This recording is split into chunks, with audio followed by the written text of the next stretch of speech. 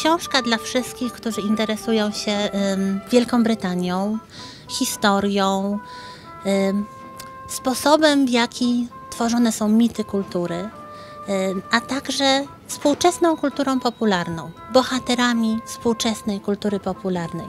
Ponieważ nie jest to książka historyczna, nie jest to książka poświęcona polityce, to jest praca kulturoznawcza i tutaj ta królowa Wiktoria nie jest tak naprawdę postacią historyczną, ale postacią historyczną, która zyskała nowe życie jako przedmiot fikcji, jako bohaterka fikcji literackiej, fikcji filmowej. Posługiwałam się pamiętnikami czy opublikowanymi biografiami królowej Wiktorii, ludzi z jej otoczenia, ich jest kilkaset w tej chwili, ale nie chciałam stworzyć jeszcze jednej biografii. Chciałam po prostu pokazać pewien kulturowy kontekst, pewną taką fikcję, którą obrosła postać królowej Wiktorii. Co było dla Pani największym wyzwaniem w czasie pisania tej książki?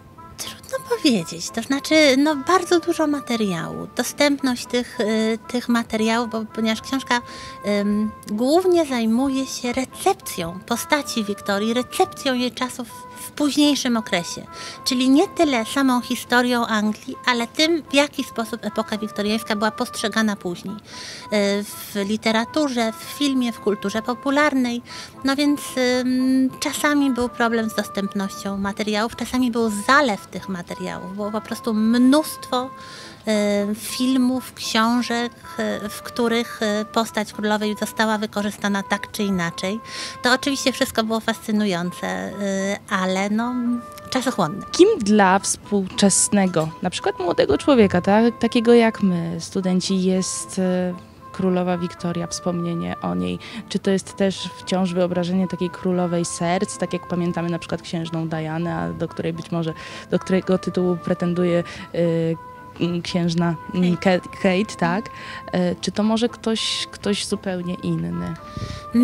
Myślę, że królowa Wiktoria wciąż pozostaje bardzo ważnym punktem odniesienia, jeżeli chodzi o kulturę brytyjską.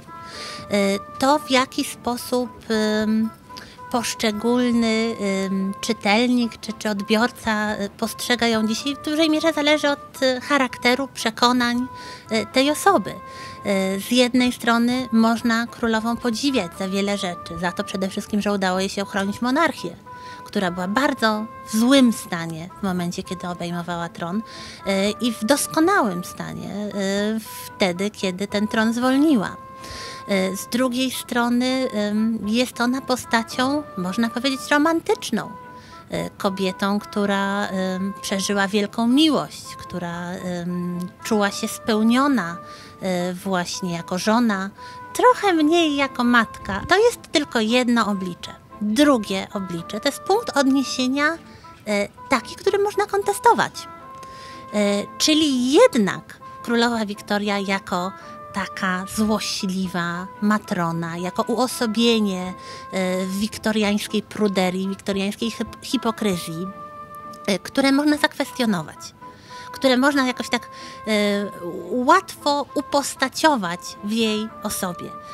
I właśnie przez te ponad 100 lat, które upłynęły od śmierci królowej, ona zachowała ten dualizm. Ona wciąż jest kontrowersyjna. Ja myślę, że ona dlatego jest dalej ciekawa i dalej pobudza ludzi do nowych interpretacji, do nowych odczytań, dlatego, że jest tak kontrowersyjna. Wszystkie aspekty jej życia miały swoich zwolenników i swoich bardzo ostrych krytyków. Jakie dylematy tak naprawdę napotykała przed sobą królowa Wiktoria w chwili, kiedy obejmowała tron, a także w czasie swojego panowania? Przede wszystkim musiała pogodzić dwie sprzeczne społeczne role. Rolę monarchini, nie żony króla, tylko po prostu królowej wedle własnego prawa, suwerena, która to rola była tradycyjnie męska. Oczywiście w Anglii inaczej niż w Europie kontynentalnej zdarzały się panujące królowe przed Wiktorią, chociażby królowa Elżbieta I, ale jednak była to rzadkość, jednak była to pewnego rodzaju anomalia. Z drugiej strony Wiktoria musiała spełnić społeczne oczekiwania jako kobieta. W XIX wieku sprowadzało się to przede wszystkim do wypełniania roli w życiu prywatnym, w życiu rodzinnym. Tak więc jako władczyni była prawie mężczyzną. Jako kobieta była przede wszystkim żoną i matką. Brytyjczycy lubią żelazne damy, takie kobiety o silnym charakterze, bo jakby historia kilku takich kobiet charakterystycznych dla tego kraju, dla mocarstwa, tak, jakim była Anglia, no, pokazuje, że jednak kobieta może rządzić w tym kraju. Myślę, że tak. Babcia Wiktorii, jak się dowiedziała, że przyszła na świat dziewczynka, bardzo się ucieszyła, skwitowała to: Anglicy lubią królowe. Ja myślę, że Anglicy wciąż lubią królowe. Królowa Wiktoria miała wielkie szczęście, że przez całe swoje długie panowanie miała zaplecze świetnych polityków. Po prostu to były czasy wielkiej politycznej stabilizacji Wielkiej Brytanii, więc tak naprawdę ona mogła się zająć tym, co ją interesowało najbardziej, czyli życiem prywatnym. Jaka to była osoba? Wbrew pozorom, pomimo tego, że przymiotnik wiktoriański dzisiaj znaczy taki pruderyjny, taki pełen hipokryzji czasami, królowa Wiktoria, zwłaszcza za młodu, była osobą pełną życia, była bardzo namiętna. Swojego męża, księcia Alberta, ubóstwiała i wszystkie przekazy, które mamy na ten temat, pozwalają nam sądzić, że było to bardzo udane małżeństwo pod każdym względem, również tym sypialnianym. Więc była to pełna życia dziewczyna, kochała jazdę konną, uwielbiała tańczyć, podobno pięknie śpiewała, była w ogóle utalentowana artystycznie, potrafiła całkiem nieźle rysować, więc nie była tak naprawdę wiktoriańska.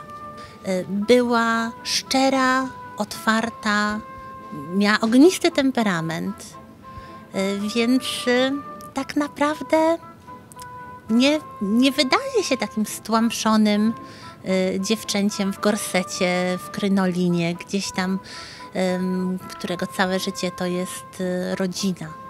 To był w pewnym okresie taki oficjalny wizerunek, który królowa starała się przekazywać swoim poddanym, głównie dlatego, żeby łatwiej im było się z nią utożsamić. Wizerunek, który pamiętany jest dzisiaj, jest głównie wizerunkiem związanym z jubileuszami. 50-leciem panowania, 60-leciem panowania, więc z okresem, kiedy ona już była po prostu mocno starszą panią. Za młodu była w miarę nawet drobna, można powiedzieć, była niziutka. Mało osób zdaje sobie sprawę z tego, że królowa Wiktoria nie miała nawet 1,50 m wzrostu. Oczywiście nawet biorąc poprawkę na czasy XIX wieku, kiedy ludzie po prostu byli niżsi niż obecnie, i tak była niska. Więc jej majestat, czy jej taka wielkość w sensie fizycznym, to tak naprawdę jest jakaś projekcja jej wielkości w sensie znaczenia dla historii Anglii. Jak dzisiaj Wiktoria jest obecna w naszej kulturze? To jest bielizna, czy to są jakieś inne elementy? Może nie tyle sama Wiktoria, tylko kultura wiktoriańska jest wciąż bardzo modna, wciąż, zwłaszcza w Wielkiej Brytanii, jest niesłabnące zainteresowanie bibelotami, modą, meblami, różnymi przedmiotami codziennego użytku pochodzącymi z XIX wieku, a jednocześnie jest wielka moda inspirowana XIX wiekiem, czyli tak naprawdę na przykład nowoczesne stroje, które można nosić dzisiaj przy różnych okazjach, które zawierają w sobie elementy pewne wiktoriańskiej mody, na przykład wielki renesans gorsetów, które w kulturze wiktoriańskiej były po prostu elementem bielizny, nieodzownym dla damy, ale dzisiaj czasami pojawiają się nawet jako strój do wyjścia. Dość taki pikantny, no bo to była bielizna tak naprawdę. Dzisiaj odczytano ją na nowo. Jeżeli kogoś interesuje kultura brytyjska, historia monarchii, historia XIX wieku, ale też jeżeli interesuje go, co z tym XIX wiekiem dzieje się współcześnie, w jaki sposób jest postrzegany, to mam nadzieję, że ta książka go zainteresuje.